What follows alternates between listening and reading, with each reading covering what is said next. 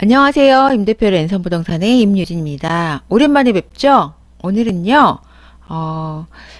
임대사업자를 하시는 분들, 특히 주택이 있으신 분들, 뭐 오피스텔이나 뭐 도시형 생활주택이나 혹은 상가나 임대사업자를 내야 하는데 나는 어떻게 임대사업자를 내야 하는지 임대사업자의 구분을 잘 못하시는 분들을 위해서요. 임대사업자에 대한 이야기를 좀 짧게 말씀드리고자 합니다. 자, 화면 보고 말씀드릴게요. 일반 임대사업자라고 우리가 흔히들 말하는 임대사업자는요, 흔히 생각하면 오피스텔이나 상가 중에서 사무실을 쓰는 호실을 가지고 계신 분들을 보통은 임대사업자라고 하고, 그분이 내시는 사업자 등록증에는요, 일반 과세자라고 나오는 임대사업자를 가지고 있습니다. 쉽게 말하면요, 부동산 임대를 하는데 비주거형 부동산을 임대한다고 생각하시면 됩니다. 이 부분은 다 알고 계실 거예요. 자, 요새요, 오피스텔이 주택에 들어간다고 하는 이야기들이 많아서 오피스텔을 임대하는 분들이요, 임대사업자를 주로 내십니다. 이때 주택세에 들어가지 않게 내시는 임대사업자가 지금 말씀드린 비주거형 부동산 임대를 하시는 임대사업자라고 생각하시면 됩니다. 이 임대사업자는요, 일반 과세자이기 때문에 월세에 대해서 부가세 부분을 더 받아서요, 본인이 부가가치세를 또 납부해야 하는 의무가 있습니다. 또한 일반 임대사업자를 내신 분들은요, 주거용으로 변환이 되면 법을 어기는 거기 때문에 전입신고나 오피스텔 같은 경우 전입신고를 하게 되면 안 됩니다. 따라서 일반 과세자인 임대사업자를 내신 분들은요, 꼭 그렇죠, 사업자를 임차를 하셔야 원칙적으로 맞습니다. 자, 그런데요, 제가 임대사업자에서 가로 열고 부가가치세 면세사업자라고 써놓은 저 문구는 뭘까요? 자, 부가가치세가 면세되는 임대사업자는요, 주거용 부동산을 임대하시는 분들이 내셔야 하는 사업자입니다. 주거용 부동산 뭐가 있을까요? 그렇죠. 뭐 아파트, 빌라, 그리고 주거용 오피스텔 등이 있습니다. 예전에는요, 아파트 한 채 있다고 사업자 내가지고 사업자 등록하고 임대하시는 분들이 거의 없었습니다. 하지만 이제부터는요, 임대를 주고 있는 주거용 부동산인 경우에도 세무서에 가서 임대사업자를 내셔서 월세를 받으시는 분들은 월세에 대한 소득세를 신고하셔야 되고요. 전세를 받으시는 분들은요, 한 채, 두 채까지는 괜찮은데요, 세 채까지 전세를 받으신다 하면 세 채 이상인 분들은 간주 임대료라고 해서 월세에 준하는 금액을 소득세로 내셔야 합니다. 물론 간주 임대료는요, 일반 월세 소득보다는 훨씬 더 작게 나옵니다. 그래서 걱정은 너무 안 하셔도 되는데요, 세 채 이상이시면 전세라도 간주 임대료로 소득세를 내야 한다 라고 알고 계시면 됩니다. 자, 따라서 일반 과세자인 임대사업자와 부가세 면세 임대사업자를 구분을 하실 줄 아시면 이제 주거용 부동산의 임대사업자에 대해서 세부적으로 말씀드리도록 하겠습니다. 다음 장 한번 볼게요. 주택을 임대하는 사업자를 세 가지로 나눠놨습니다. 표에 빼곡히 글씨가 써있죠? 자, 설명드릴게요. 제가 주거용 임대사업자도 사업자를 내고 임대사업을 해야 한다라고 말씀드렸습니다. 따라서 난 빌라를 갖고 있어요. 혹은 아파트를 갖고 있어요. 혹은 주거용 오피스텔을 갖고 있어요. 혹은 도시형 생활주택을 갖고 있어요. 라고 하시는 분들 중에서 본인이 거주하지 않고 월세나 전세를 받는 분들은요, 이 세 가지 중에 하나는 꼭 하셔야 합니다. 물론 저 사업자 안 내고 지금까지 잘 임대 주고 있어요 라는 분들이 더 많으실 거예요.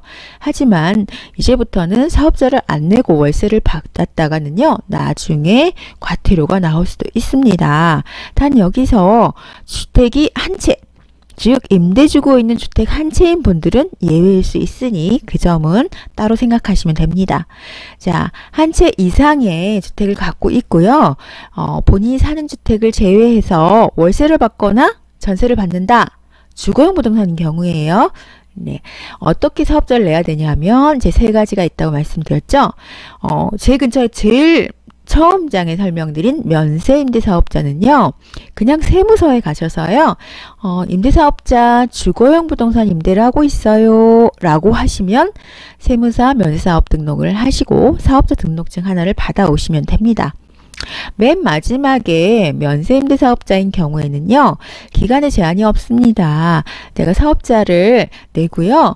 임대사업을 하다가 집을 팔거나 혹은 본인이 들어가 살거나 할 때는 사업자 등록증을 폐업하시면 됩니다. 제한이 있다면 임대차 3법에 제한이 있는데요. 이거는 누구든 임대인인 경우에는 임대차 3법 제한이 있습니다. 네. 그리고 매매 후에는 바로 말소할 수 있습니다. 따라서 임대소득에 대해서 세금을 다 내시고 그리고 임대사업을 하다가 그냥 말소하시면 되는 게 바로 세무서 면세사업 등록자라고 생각하시면 됩니다. 자, 그런데 앞에 기존 주택임대사업자와 신규 주택임대사업자라고 빼곡히 글씨가 써있는 그 부분이 조금 헷갈리실 텐데요. 자, 주택임대사업자는요. 세무서에 면세사업 등록을 하고 또 해야 되는 게 있죠. 뭘까요? 맞습니다. 해당 구청에 가서요. 주택임대사업자 등록을 하신 분들에 한해서 말씀드리는 겁니다.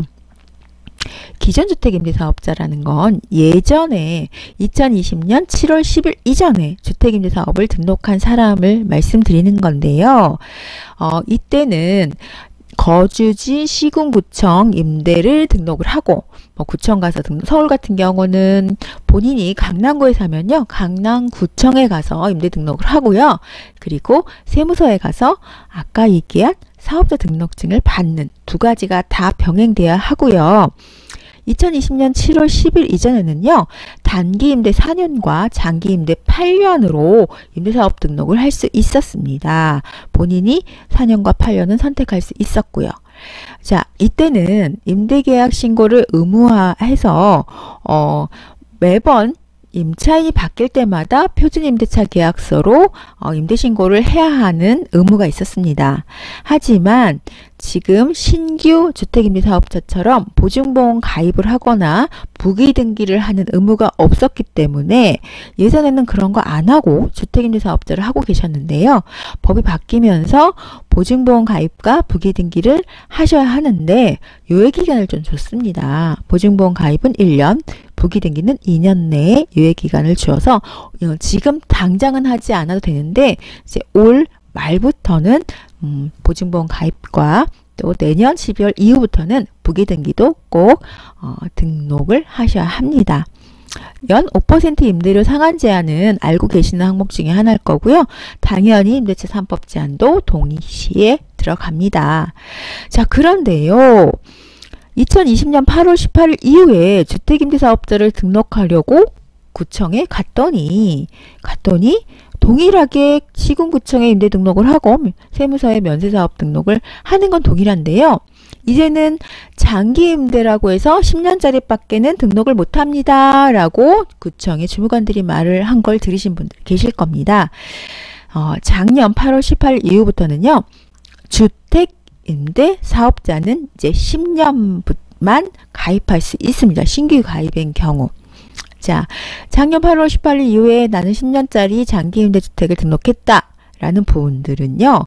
임대차 계약 신고 의무는 기존하고 동일한데 사람이 바뀔 때마다 보증금에 대해서 보증보험을 가입해야 합니다. 1년마다 가입해야 하고요. 또한 본인의 등기부 등본에 부기등기로 이 아파트는 혹은 이 오피스텔은 혹은 이 주택은 10년 장기임대주택으로 등록되어 있어서 임대차 3법 보호를 등기부 등본에 써야 합니다. 물론 갑구에 써야 하고요. 이거를 어기면 어떻게 되냐? 벌금 맞습니다. 과태료라고 해서요. 물론 예전처럼 0.5% 임대료 상한 제한가요? 임대차 3법 제한은 그대로 유지가 되고요. 또한 자진몰수는 불가합니다. 10년을 맞추지 않으면요. 10년을 맞추지 않고 팔아버리면 과태료가 호당 현재는 3천만 원씩 부과가 됩니다. 물론 주택임대사업자 포괄 양수도로 했을 경우 과태료 부과는 되지 않고요. 그동안 면세받았던 혹은 혜택을 받았던 세금이 있다면 다 다시 내야 됩니다. 자, 그런데 이렇게 법이 바뀌면서 기존에 2020년 7월 10일 이전에 주택임대사업자를 갖고 계신 분들 중에서요. 단기 일반임대 4년짜리 혹은 장기 일반임대 8년짜리 중에 아파트인 경우에는 지금 자진말소가 가능합니다. 아까 자진말소가 불가하다는 것과 달리 이 두 가지 케이스는요. 3천만 원 과태료 없이 자진말소가 가능합니다. 또한 지등록세를 감면받거나 세제혜택을 받았던 부분에 대해서도요. 법적으로 임대계약 신고 의무를 잘 지키고 5% 상한 제한을 잘 지킨 경우에는 다시 내지 않아도 된다는 큰 장점이 현재는 있습니다. 자, 이렇게 설명해 드려도 좀 어려우신 분들 많으실 거예요. 자, 다시 한번 설명드리자면요. 지금은 주택이든 비주택이든 임대사업을 하시는 분들은 임대사업 등록을 하셔야 하고요. 보통 주거용이 아닌 오피스텔인 경우 혹은 상가인 경우에는요. 모두도 알고 계시다시피 세무서에 가셔서 일반 임대사업자 등록을 하시고 부가세만큼 신고를 하시고 꾸준히 세금계산을 발급하시면 됩니다. 그거는 변하지 않았습니다. 하지만 여러분들이 헷갈려 하시는 건 주거용 부동산인 경우에 사업자 등록 안 하고 했는데 지금 안 하고 해도 될까요?